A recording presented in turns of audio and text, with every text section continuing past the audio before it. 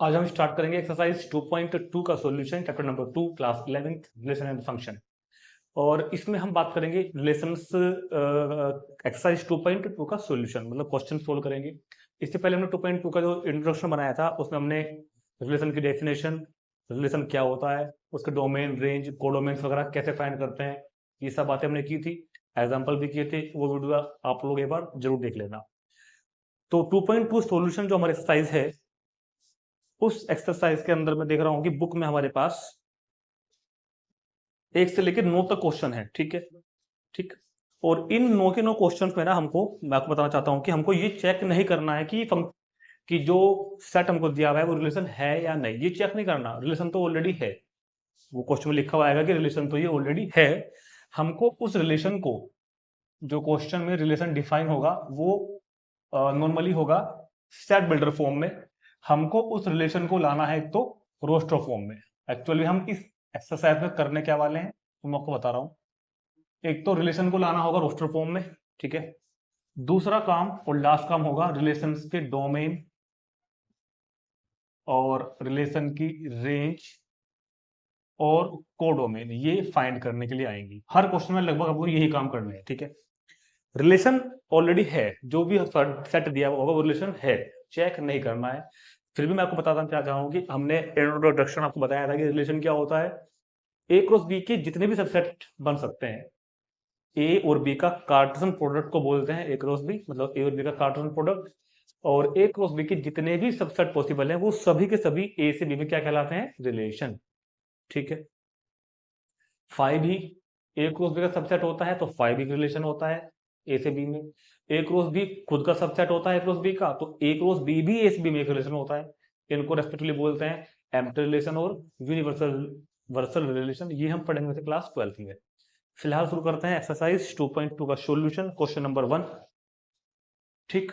तो जरा थोड़ा सा क्वेश्चन नंबर 1 से ना हम स्पीड को स्लो रखेंगे, क्योंकि अभी आपको क्वेश्चन थोड़ा समझने क्या कह रहा है, ये क्वेश्चन करने कैसे हैं। धीरे धीरे 1 2 3 क्वेश्चन के बाद जब समझ में आने लगेगा कि क्वेश्चन में करना क्या है, क्वेश्चन को करने का क्या तरीका है, स्टार्ट कैसे करते हैं, कैसे डोमेन फाइंड करेंगे, रेंज कैसे फाइंड करेंगे, तो हम थोड़ी सी स्पीड को बढ़ा देंगे इससे। ठीक है। फिर भी डोमेन क्या था, ए क्रॉस बी के जितने भी ऑर्डर पेयर हैं उन सभी के पहले पहले एलिमेंट्स का सेट होता है रेंज, सॉरी डोमेन। और उन सभी ऑर्डर पेयर के जो बाद बाद वाले एलिमेंट्स हैं उनका सेट होता है रेंज। और सेट बी जो बाद वाला सेट है उसको बोलते हैं कोडोमेन। तो क्वेश्चन नंबर फर्स्ट है, let a is equal to, a एक सेट है जिसमें 1 to 14 एलिमेंट्स लिखे हुए हैं। 1 2 3 4 5 6 7 8 9 10 11 12 13 14। अब इस सेट को ना मैंने पूरा इसलिए लिखा ताकि मैं आपको डिटेल में सारी बात को अच्छे से समझा सकूं। ठीक है। तो कहता है कि इस रिलेशन में define a relation R from A to A by R is equal to order pair. एक रिलेशन डिफाइन है जिसको आर से डिनोट किया हुआ है और रिलेशन में ऑर्डर्ड पेयर एक्स वाई है, सच दैट इस तरह से हैं कि 3x minus y is equal to 0 है और x और y दोनों ही बिलोंग करेंगे a से। ये इसने क्वेश्चन में हमको रिलेशन दिया है। सेट a है, रिलेशन a से a में डिफाइन है। ऑर्डर पेयर एक्स वाई इस रिलेशन के अंदर होंगे, इस तरह से होंगे कि 3x माइनस वाई बिलोंग करेगा 3x minus y, sorry 3x minus y होगा 0 के इक्वल और x वाई बिलोंग करेंगे a को। Right its domain, codomain and range. तो इस रिलेशन की डोमेन, कोडोमेन और रेंज बतानी है। ठीक है। तो किसी भी रिलेशन की डोमेन, रेंज, कोडोमेन बतानी हो, सबसे पहले तरीका होता है कि उसको पहले आप रोस्टर फॉर्म में लाओ। रोस्टर फॉर्म में लाने के बाद तुरंत देख के लिख देंगे डोमेन, रेंज एंड कोडोमेन। ठीक है। तो पहले हम इस रिलेशन को किस तरह से लाएंगे, रोस्टर फॉर्म में। तो रोस्टर फॉर्म में लाने का तरीका ना देखो, ऐसा कुछ फिक्स नहीं है कि यही तरीका है बस, या कोई फॉर्मूला है, ऐसा कुछ नहीं है। क्वेश्चन को देखना है, जो भी यहाँ पर ये एक कंडीशन गिवन होगी उस कंडीशन को और उन एलिमेंट्स को देखते हुए हम इसको रोस्टर फॉर्म में लिखेंगे। देखते हैं कैसे। फिलहाल मैं आपको एक थोड़ा सा आइडिया देना चाह रहा हूँ कि इसको कैसे लाएंगे। सपोज दैट वो कह रहा है कि x और y बिलोंग कर रहे हैं a से। ठीक है। दोनों ही मेरे को a से लेने हैं। तो मान लो किसी ने एक्स की वैल्यू वैसे ही रैंडमली यहाँ से 4 ले ली और वाई की वैल्यू यहाँ से 8 ले ली, मान लो रैंडमली कुछ भी। तो जरा इस बात को वेरिफिकेशन करके देखते हैं, एक मिनट। 3x, तो 3x कितना बन जाएगा 12, 3x कहा ना, माइनस वाई, तो 3x मतलब 12, y मतलब कि 8, तो कितना हो गया 4, 4 आया ना, 0 तो नहीं आया। ये कह रहा था कि 3x माइनस वाई की वैल्यू अगर 0 होगी तो order pair x y belong करेगा सेट आर को, मतलब रिलेटेड होगा, लेकिन नहीं आया। ठीक है, चलो कोई बात नहीं, कोई बात नहीं। हम एक को और लेकर देखते हैं। x इज इक्वल टू मैंने ले लिया 2 और y मैंने ले लिया 6 मान लो। तो अब 3x माइनस वाई क्या बैठेगा जरा देखना, 3x माइनस वाई, तो 6 माइनस 6 इज इक्वल टू 0। तो अब देखो 3x माइनस वाई की वैल्यू 0 आ गई ना, इसका मतलब क्या हुआ, एक्स वाई बिलोंग करेंगे आर में। कौन कौन एक्स वाई, ये वाले एक्स और वाई, मतलब कि ऑर्डर्ड पेयर 2 6 बिलोंग किस में कर जाएगा, आर में। यानी कि हम कह सकते हैं कि 2 is related to 6, 2 is related to 6। क्यों, क्योंकि 3x माइनस वाई 0 आ गया। समझ में आ गई बात, 3x, इस x का 3 टाइम्स माइनस वाई किया और 0 आ गया, तो इसलिए ये ऑर्डर पेयर हमारा सेट आर रिलेशन में बिलोंग करेगा। तो इस तरह के जितने भी ऑर्डर पेयर पॉसिबल हैं, इस तरह के जितने भी ऑर्डर पेयर पॉसिबल हैं, वो सभी हमारे सेट आर के अंदर ऑर्डर पेयर की फॉर्म में आएंगे। ठीक, मगर अब ये तो तरीका बेकार है ना, कि इस तरह से हम कब तक फाइंड करते रहेंगे बैठ के, कोई एक तरीका होना चाहिए ना, कोई पैटर्न होना चाहिए ना। तो अब हम उस तरीके को देखते हैं, वो तरीका क्या हो, सुनो बात को ध्यान से। तरीका ये रहेगा कि हमको क्या करना है, क्वेश्चन को करना कैसे, वो तरीका मैं आपको इधर बता रहा हूँ। गिवन कंडीशन को लिखो, 3x minus y is equal to 0, और किसी एक वेरिएबल की वैल्यू निकाल लो, y इज इक्वल टू कितना आ गया 3x, या उल्टा भी कर सकते हो, उल्टा भी कर सकते हो, x is equal to y upon 3, दोनों से क्वेश्चन होगा, बिल्कुल होगा, कोई दिक्कत नहीं है। y is equal to 3x में जो वेरिएबल इधर आ जाएगा आपका, उसकी वैल्यू 1 बाई 1 वहां से लेते रहना। मान लो हमने x की वैल्यू 1 ली, यहां भरो, y कितना आएगा 3 1 सा 3, ठीक हो गया। चलो, तो इस रिलेशन से जो ये निकल के आया है ना, इंप्लाइज दैट, जो भी निकल के आया है x की पहले वैल्यू x लिखनी है हमेशा, पहले वैल्यू x की लिखनी है, पहले वैल्यू x की कोमा जो y की आई है वो, तो बस ये बिलोंग करेगा आर को। अब आपको ये चीज चेक करने की जरूरत नहीं है, ये करेगा, क्योंकि ये जो हमने फाइंड किया है ना रिलेशन, ये हमने इससे तो फाइंड किया है, समझ रहे हैं। अब x की वैल्यू को 2 रख के देखते हैं।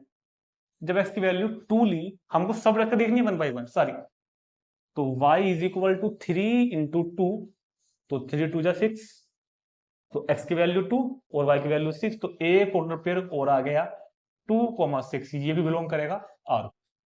तो हम इस तरह के ऑर्डर पेयर फाइंड करने शुरू कर दिए हमने, जो इस कंडीशन को फॉलो कर रहे हैं। ठीक है, अब x की वैल्यू 3 रख के देखो, x इज इक्वल टू 3 पर होगा y इज इक्वल टू 3 3 9, तो ऑर्डर पेयर x की वैल्यू 3, y की वैल्यू 9। चलो, ये भी बात ध्यान रखते रहना कि x और y दोनों बिलोंग कर रहे हैं सेट ए को, तो जो x की वैल्यू में रख रहा हूं और जो y की आ रही है, वो दोनों ही बिलोंग कर रही हैं सेट ए को। ठीक है, चलो जी students, x is equal to 4 रख के देखते हैं, imply that y is equal to 3 4 जा 12, तो 12 बिलोंग कर गया, तो ठीक है, ये भी ऑर्डर पेयर मेरा बन गया। 4 लेने पर कितना आया 12, बिलोंग्स टू आर।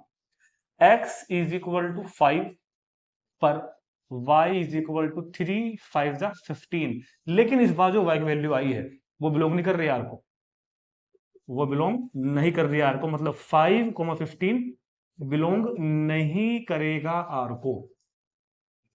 अरे भाई ये तो देखो ना, हम बस x की वैल्यू रख तो रहे हैं, मगर कोरस्पॉन्डिंग जो y की वैल्यू निकल के आ रही है वो भी तो बिलोंग करनी चाहिए ना a को, क्योंकि r में होने की शर्त 3 है, एक तो इस कंडीशन को सेटिस्फाई करे और x और y दोनों ही एक मेंबर हो। तो भले ही 5 और 15 के इस पेयर ने ये कंडीशन फुलफिल कर दी है, मगर 15 is not the member of a, 15 a में नहीं है, तो 5 और 15 का ऑर्डर पेयर में नहीं होगा। और ये तो हम समझ ही गए हैं कि x इज इक्वल टू 6 7 8 9 लेने पर भी y की जो वैल्यूज आएंगी वो ए में नहीं होंगी। तो बस हमारा क्वेश्चन सिर्फ इन 4 ऑर्डर पेयर से ही बन गया है पूरा। क्योंकि आगे आप 6 का देखोगे तो 6 18, 18 भी नहीं आएगा उसके अंदर, ठीक है, 7 पे भी नहीं आएगा। तो ये सभी ऑर्डर पेयर 1 2 3 4, ये चारों ऑर्डर पेयर इस कंडीशन को सेटिस्फाई कर रहे हैं, जो कि हमने इसके हेल्प से निकालने हैं। तो तरीका क्वेश्चन करना ये रहेगा। हाँ, जब तक की वैल्यू निकल के आती रहती और वाई की वैल्यू ए को बिलोंग करती रहती है तब तक हम निकालते रहते हैं, ठीक है। लेकिन जैसे ही एक वैल्यू को दिखी कि भैया ये नहीं आई, तो आगे जाने का कोई फायदा नहीं है। तो कुल मिलाकर roster form of relation R, order pair 1 3, ordered pair 2 6, ordered pair 3 9, order pair 4 12। तो यही सिर्फ इतना ही हमारा आर का क्या हो जाएगा, रोस्टर फॉर्म, ठीक है। तो फिर से देख लेते हैं एक बार आर की रोस्टर फॉर्म, मतलब आर में वो ऑर्डर पेयर हैं, वो एक्स वाई हैं जो इस कंडीशन को सेटिस्फाई कर रहे हैं। चाहे चेक कर लो, 1 3 रख कर देखो, 0 आएगा।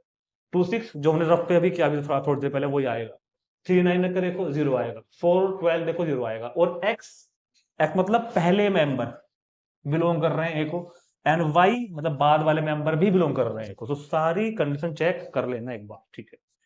तो हमारा काम इसको रोस्टर फॉर्म में लाने के लिए तो उसने नहीं कहा था, मगर बिना रोस्टर फॉर्म के लाए हम डोमेन रेंज वगैरह फाइंड नहीं कर पाएंगे। अब लिखेंगे डोमेन ऑफ रिलेशन आर।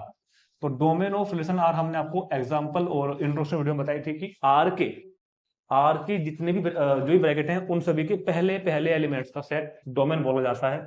तो पहले एलिमेंट्स 1 2 3 4 का सेट, ठीक है। रेंज ऑफ आर, इस रिलेशन आर की रेंज कितनी होगी, बाद वाले एलिमेंट्स का सेट 3 6 9 12, 3 6 9 12।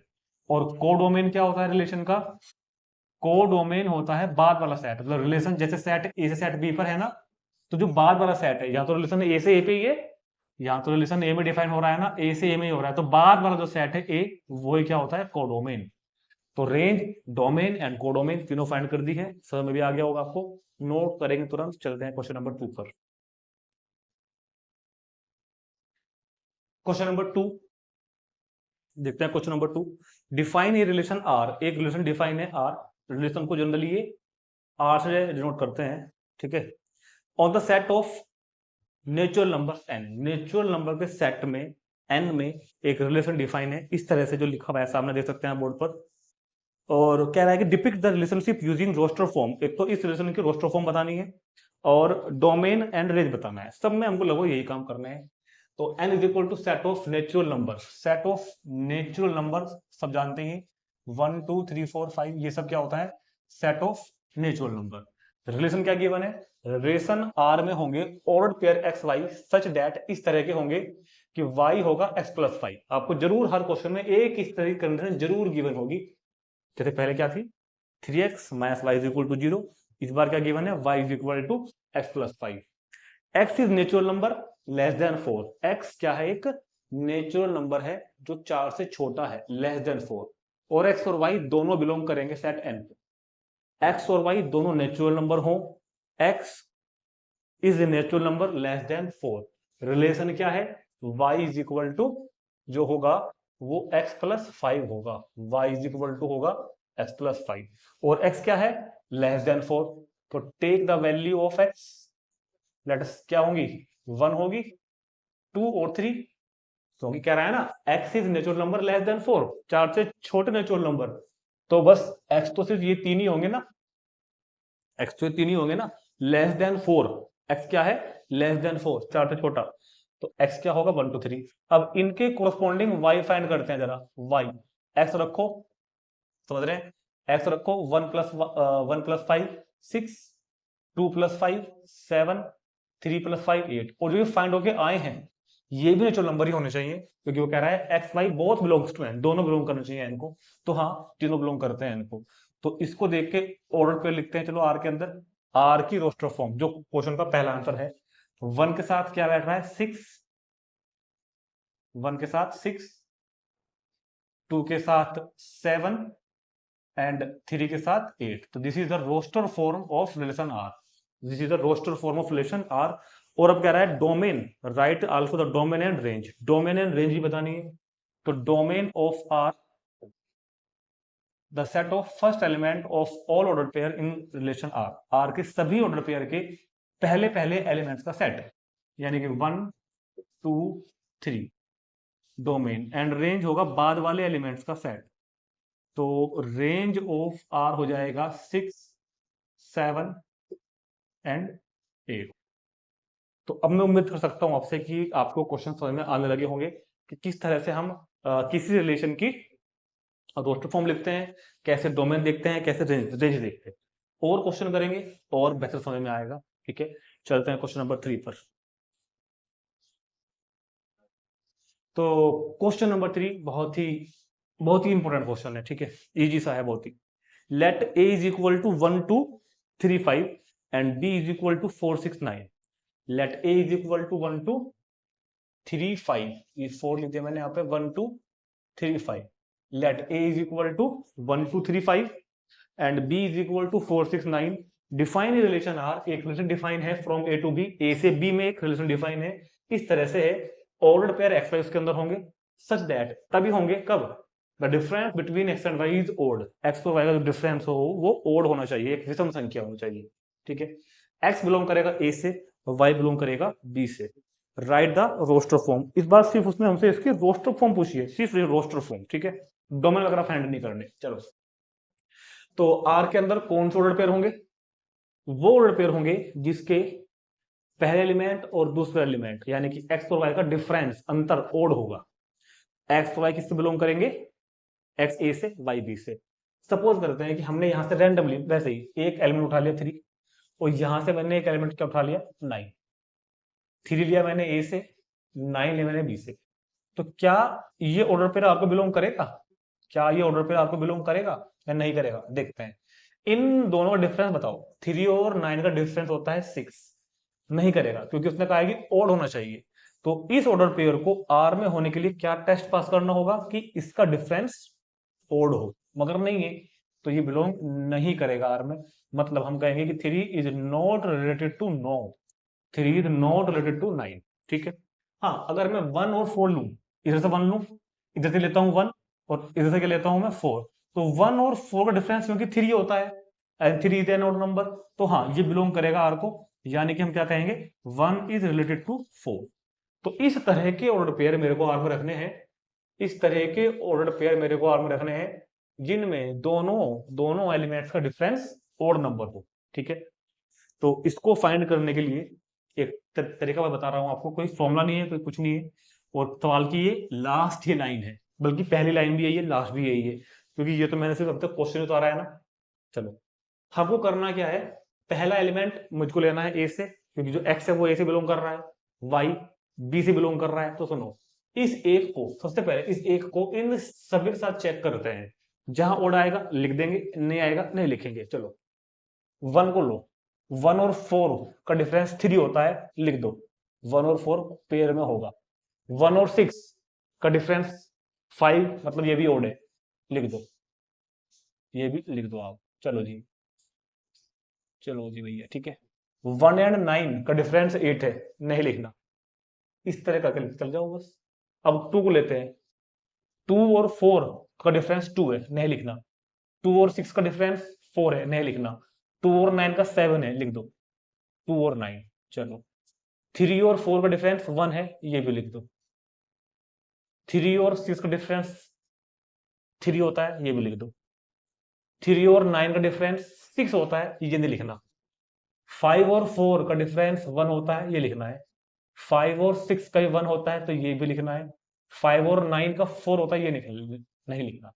तो मैंने उन ऑर्डर पेयर को लिखा, मैंने पहला मेंबर कहां से लिया, ए से, दूसरा बी से, और 1 बाय 1 मैंने सभी को चेक किया। ठीक है, 1 बाय 1 मैंने सभी को चेक किया, और जिनके डिफरेंस ओड आए थे उनको हमने ऑर्डर्ड पेयर की फॉर्म में लिख दिया। तो मैं समझ रहा हूँ कि आपके क्वेश्चन समझ में बिल्कुल आ गया होगा। हाँ, अगर किसी स्टूडेंट्स को इस चीज में प्रॉब्लम आ रही है ना, कि जैसे कि मैंने 3 का और 6 का डिफरेंस फाइंड किया था, वो मैंने बोला था कि 3 और 6 का डिफरेंस, मैंने क्या बोला था उस टाइम पर, 3 और 6 का डिफरेंस 3। किसी को अगर ये लग रहा है कि 3 और 6 का डिफरेंस -3 है, तो ये बात गलत है।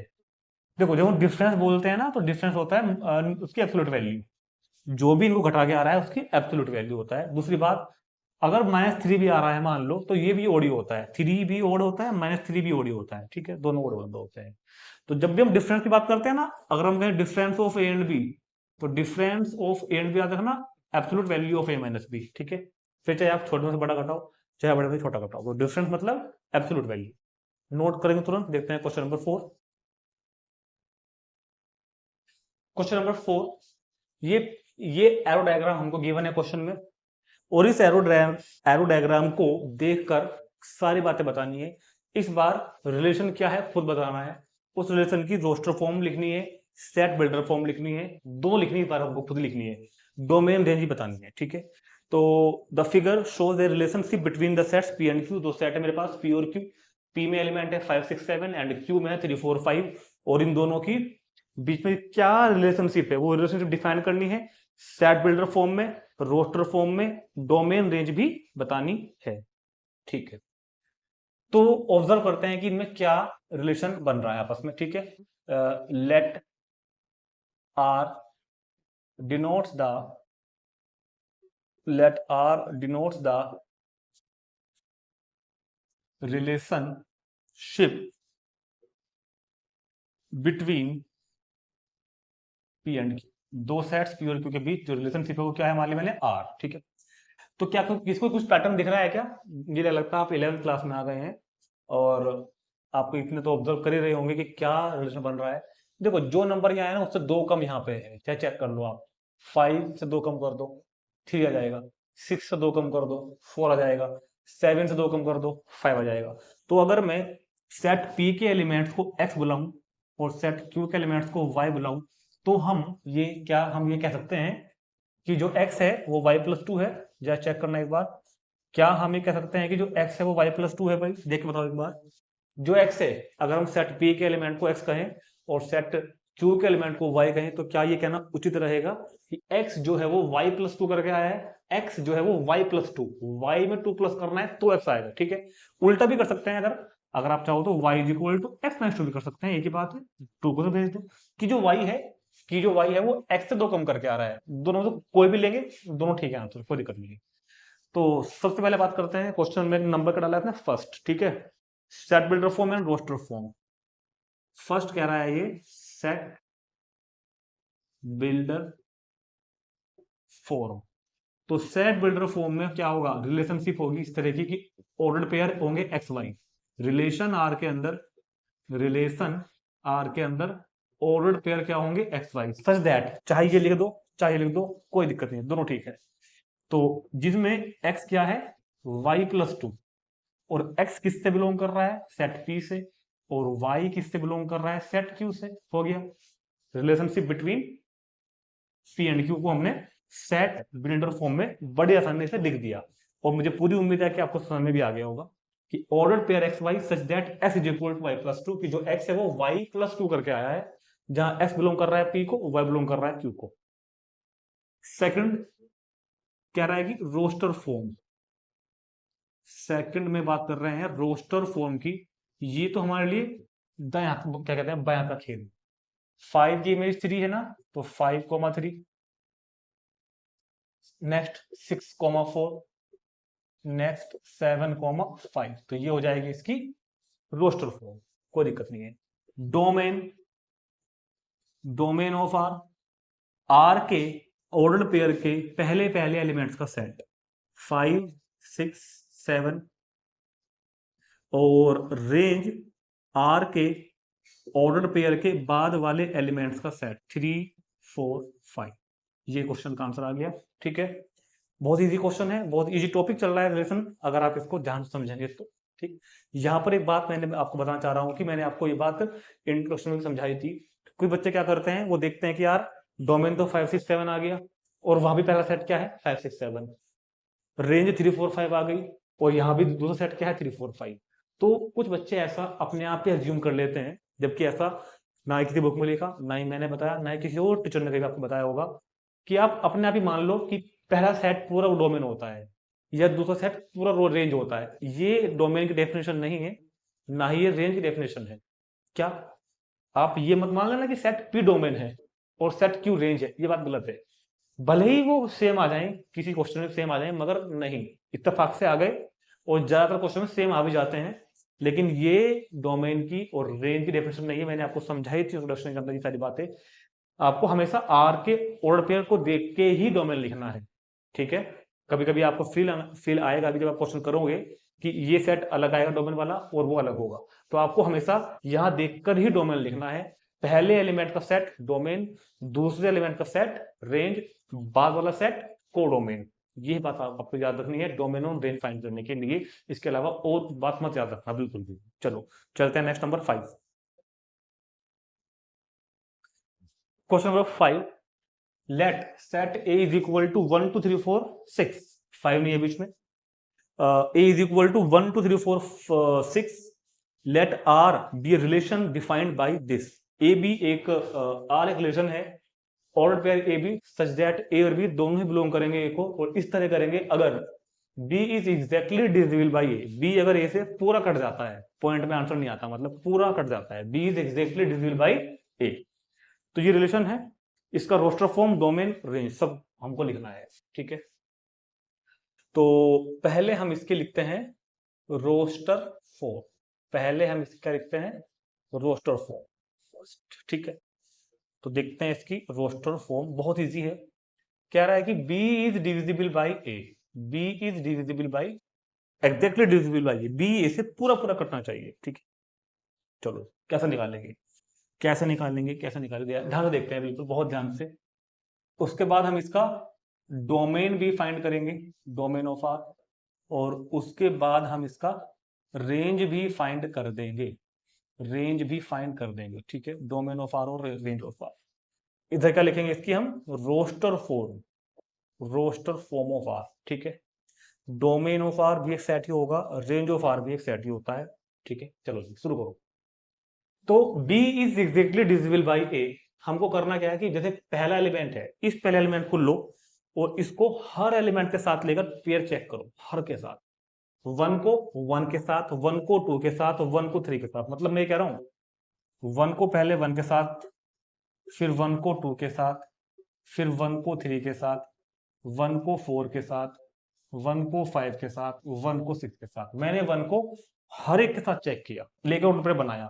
अब देखो इन किन किन एलिमेंट्स में आपको ऐसा दिख रहा है कि जो इनमें जो बी लिखा हुआ है, जो बी लिखा हुआ है, जो इनमें बी लिखा हुआ है, वो एग्जैक्टली डिविजिबल बाय ए है क्या? अगर है तो यहां लिख देना उठा के, नहीं तो मत लिखना। कह रहा है b is exactly divisible by a, तो ये पहला एलिमेंट ए, पहला एलिमेंट ए है, दूसरा बी है, तो क्या यहां पर या फिर क्या यहां पर जो बी है वो ए से पूरा कट जाएगा क्या? हाँ कट जाएगा, क्योंकि ए या 1 है, 1 से तो सभी एग्जैक्टली डिविजिबल होते हैं। तो यहां भी बी ए से डिविजिबल है, यहां का बी भी ए से एग्जैक्टली डिविजिबल है, यहां पर भी बी ए से डिविजिबल है, यहां पर भी बी ए से डिविजिबल है, यहां पर भी बी ए से डिविजिबल है, इन सभी में बी ए से डिविजिबल है।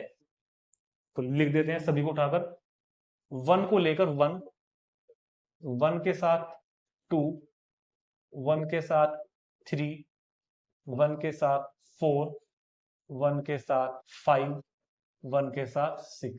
तो ये तो सभी आएंगे, मतलब 1 तो सभी से रिलेटेड है, क्योंकि 1 सभी को एग्जैक्टली डिवाइड कर देता है। तो चेक कर लो, जितने भी ऑर्डर पेयर यहाँ आए हैं सब में जो बी है वो ए से एग्जैक्टली डिविजिबल है।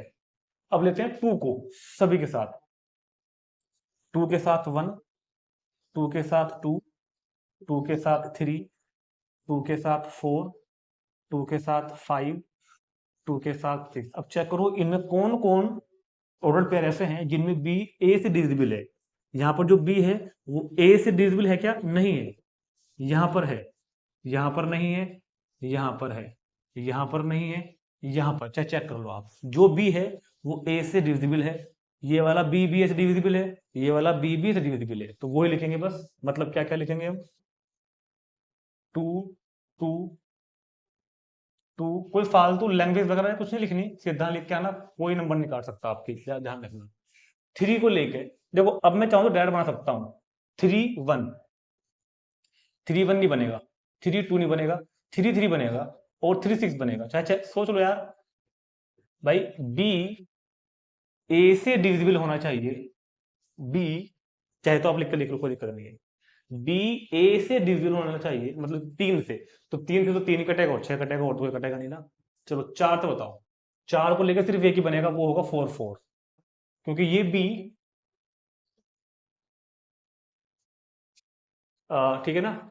चेक कर लेते हैं एक बार जरा। 4 1 4 2, कई बार मन में डाउट सा जाता है यार।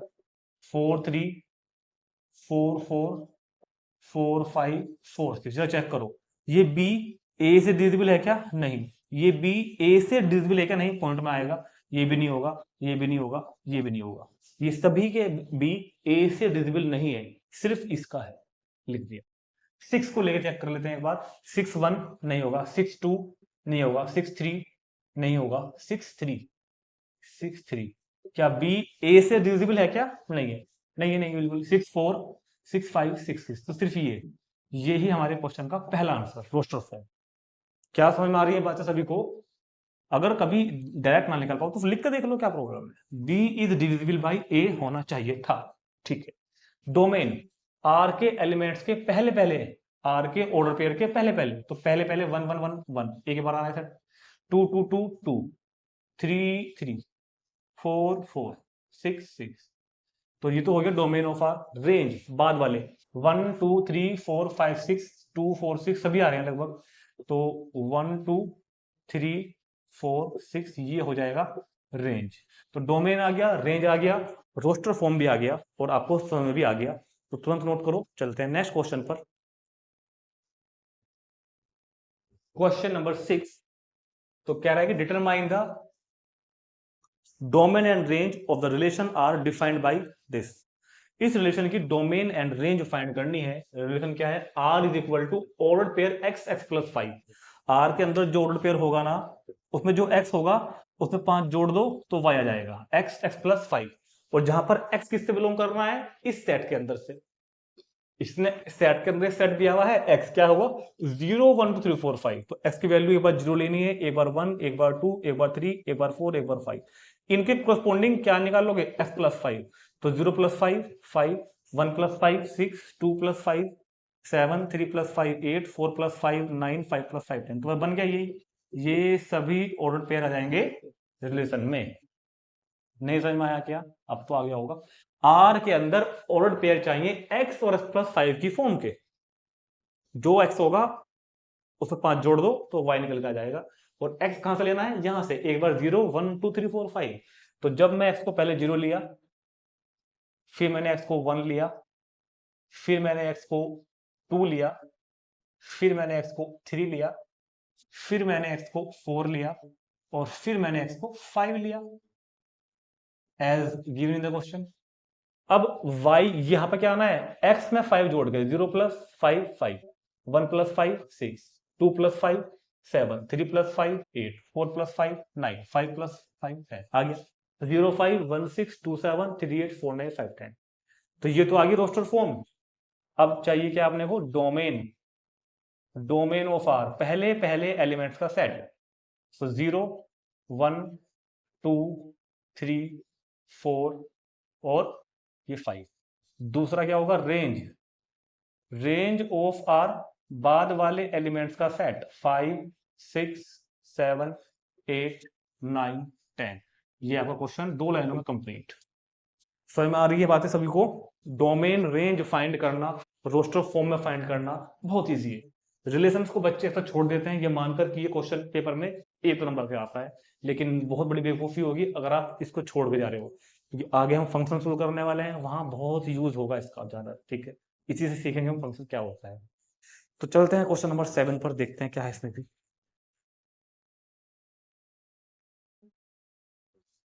नंबर 7, रिलेशन आर है, ordered pair x comma x cube, मतलब पहला एलिमेंट एक्स होगा, दूसरा उसका क्यूब होगा, such that x is a prime number less then 10, 10 से छोटे प्राइम नंबर। एक्स क्या होगा?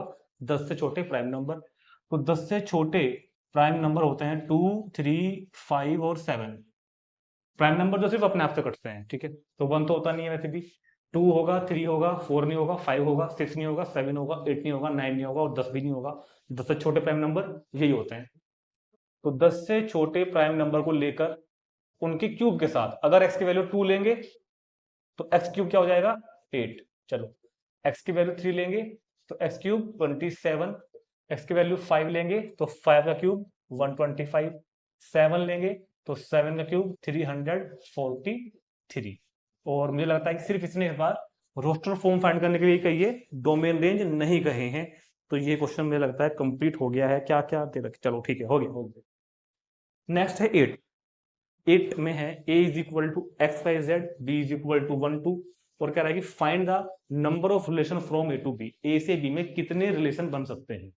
तो a से b में कितने रिलेशन बन सकते हैं? जितने a के b, जितने a क्रॉस b के सबसेट बन सकते हैं, ठीक है ना भाई। हर सबसेट को तो बोलते हैं रिलेशन, और सबसेट का फॉर्मूला क्या होता है? 2 की पावर mn, ठीक है ना, 2 की पावर n, जो हमने आपको पढ़ाया था सेट में। वैसे भी मैंने आपको इसका डायरेक्ट फॉर्मूला बताया हुआ है कि अगर नंबर ऑफ ए में 3 एलिमेंट है और नंबर ऑफ बी, मतलब बी में 2 एलिमेंट है, तो नंबर ऑफ रिलेशन, ये फॉर्मूला भी था डायरेक्ट, ये डायरेक्ट फॉर्मूला भी था, number of relations from A to B is equal to 2 power M N, is equal to 2 power M N, यानी कि 2 पावर 3 इंटू 2, यानी कि 2 की पावर 6 इज इक्वल टू 64। तो अगर आपको डायरेक्ट फॉर्मूला यूज करना है तो ये सिंपल तरीका है, 2 की पावर एम एन, 3 दूनी 6, और ये आ जाएगा 64। और थोड़ा सा अगर आपको समझना है तो आपको मैंने इंट्रोडक्शन में बताया था कि अगर ए में तो 3 एलिमेंट है, बी में 2 एलिमेंट है, तो ए क्रॉस बी में कितने एलिमेंट होंगे? 6 एलिमेंट होंगे। और ए क्रॉस बी के सबसेट कितने बन सकते हैं? 2 की पावर n, मतलब कि 64 सबसेट बन सकते हैं। और इन्हीं सभी सबसेट को बोलते हैं रिलेशन ए से बी में, इन्हीं सभी सबसेट को बोलते हैं कि ये ए से बी में रिलेशन है। तब भी वही बात हो गई, चाहे ऐसे करो चाहे वैसे करो, आना वही है। नोट करेंगे, चलते हैं 9 पर। क्वेश्चन नंबर 9 और लास्ट, और एकमात्र इंपॉर्टेंट क्वेश्चन इस एक्सरसाइज का, सबसे इंपॉर्टेंट क्वेश्चन जिसको कहते हैं, क्योंकि थोड़ा समझने का है बहुत ज्यादा इसमें। Let R be the relation on Z, Z मतलब सेट ऑफ इंटीजर, ये पता हो आपको, पहले पता होना चाहिए ना, Z is equal to set of integers. Integers means 0 plus minus 1 plus minus 2 and so, ठीक है।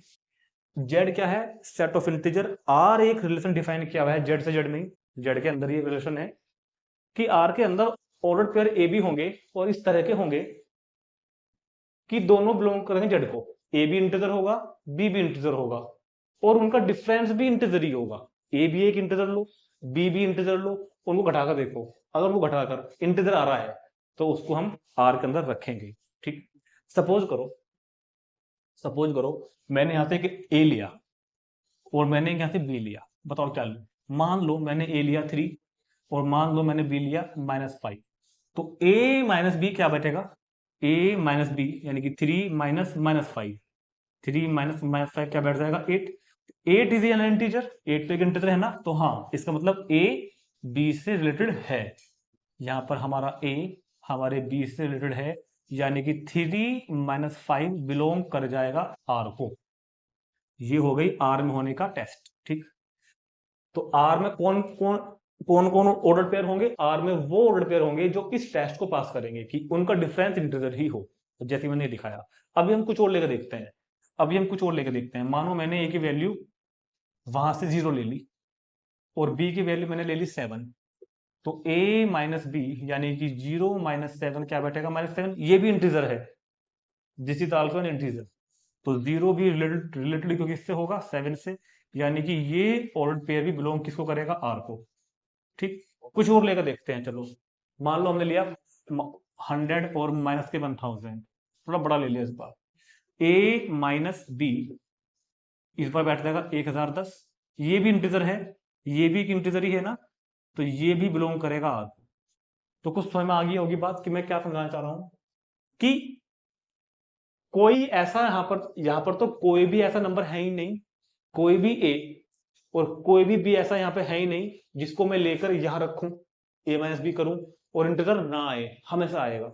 आप यहां से कोई भी एक नंबर लो जिसको हम ए मान लेंगे, फिर एक नंबर लो दूसरा जिसको हम बी मान लेंगे, उनको माइनस करो, इंटीजर ही आएगा हमेशा, ठीक है। तो सेट हमने डिफाइन तो कर लिया अपने अंदर, लेकिन हम इसको रोस्टर फॉर्म में नहीं लिख सकते क्योंकि थोड़ा इनफाइनाइट सेट बैठ जाएगा ये, है ना। और मैंने आपको बताया भी था इंट्रोडक्शन वीडियो के अंदर कि हम हर सेट को रोस्टर फॉर्म में कन्वर्ट नहीं कर सकते, तो इसको हम बातों में ही करेंगे। तो यहां पर क्या होगा, इट इज क्लियर दैट, ऐसा लिखेंगे क्वेश्चन को। हाँ, आप भले ही एग्जाम्पल देकर लिख दें, कोई दिक्कत नहीं है। It is clear that A minus b, it is clear that, ये पक्का है, क्या क्या पक्का है कि a minus b is always, a minus b is always an integer, a minus b is always an integer for all, समझते हैं ना इसका मतलब, for all a b belongs to Z, जितने भी ए और बी बिलोंग करेंगे जेड में, जितने भी ए और बी बिलोंग करेंगे जेड में, उन सभी ए और बी के लिए, उन सभी ए और बी के इस तरह के नंबर के लिए ये क्वांटिटी हमेशा एक इंटीजर ही होगी। तो मतलब आर के अंदर जो एलिमेंट्स आएंगे ना वो इस तरह के आएंगे, जैसे ये आ गया, या फिर ये आ गया, या फिर ये आ गया। और इस बार उसने हमको पहले ही रोस्टर फॉर्म में करने को नहीं कहा, सिर्फ डोमेन रेंज पूछ रहा है। सो डोमेन क्या होगा इसका और रेंज क्या होगी इसकी, डोमेन और रेंज क्या होगी इसकी। सुनो, डोमेन होता है, देखो आर के अंदर जो एलिमेंट्स हैं वो इस फॉर्म के हैं, लिख दूंगा इनको, यहाँ लिख देता हूँ, आर के अंदर जो ऑर्डर्ड पेयर हैं वो इस तरह के आएंगे ना, और इस तरह के इनफाइनाइट आएंगे, इस तरह के इनफाइनाइट ऑर्डर पेयर आएंगे आर के अंदर। तो इनके पहले पहले एलिमेंट्स को हम क्या बोलेंगे, इसके पहले पहले एलिमेंट कहीं ना कहीं जीरो भी आएगा, किसी का +1 भी आएगा तो किसी का -1 भी आएगा, किसी का +2 आएगा तो किसी का -2 भी आएगा। तो कहने का मतलब इसका डोमेन एक तरह से जेड ही निकल के आएगा। भाई पहले पहले एलिमेंट ये इंटीजर तो आ रहे हैं, पहले एलिमेंट जो आ रहे हैं वो इंटीजर तो आ रहे हैं, कभी फ्रैक्शन में थोड़े आ जाएगा या डेसिमल में तो नहीं आएगा ना, कभी भी इंटीजर ही आएगा। ऐसे ही रेंज भी जो आएंगी इसकी बाद के जो एलिमेंट आएंगे वो भी हमेशा इंटीजर ही आएंगे। तो इस रिलेशन को हम रोस्टर फॉर्म में तो कन्वर्ट नहीं कर पाएंगे, लेकिन बिना कन्वर्ट किए हमने एक रीजन दिया, कि it is clear that A minus B always an integer for belongs to Z. और ज्यादा एक्सप्लेनेशन के लिए आप यहाँ से एक दो एग्जांपल इस तरह के लेकर दे सकते हैं, कोई दिक्कत नहीं होगी वैसे भी। तो डोमेन भी जेड और रेंज भी जेड, ठीक है। तो इसी के साथ 2.2 सॉल्यूशन कंप्लीट हो जाता है और हमारा एक बहुत अच्छा टॉपिक रिलेशन कंप्लीट हो गया है। अब मिलते हैं नेक्स्ट वीडियो में, उसमें हम एक बहुत प्यारा और इससे ज्यादा अच्छा टॉपिक स्टार्ट करेंगे, फंक्शन, जो पूरे मैथमेटिक्स का बेस रहेगा आगे का। फंक्शन के बिना मैथ बेकार, ध्यान रखना, पढ़ना बेकार। फंक्शन ने समझ में आया तो पढ़ना छोड़ देना मैथ, वैसा समझ में ऐसा नहीं होगा कि आएगा नहीं, ध्यान से समझोगे तो जरूर आएगा। तो मिलते हैं नेक्स्ट वीडियो में फंक्शन के साथ। उससे पहले आप रिलेशन जरूर कर लेना, लेकिन आप रिलेशन के बिना मैं आपको फंक्शन नहीं समझा पाऊंगा। अगर आपका रिलेशन पक्का है तो ये भी पक्का है कि फंक्शन भी समझ में जरूर आएगा फिर तो, ठीक। तो मिलते हैं नेक्स्ट वीडियो में 2.3 इंट्रोडक्शन वीडियो के साथ।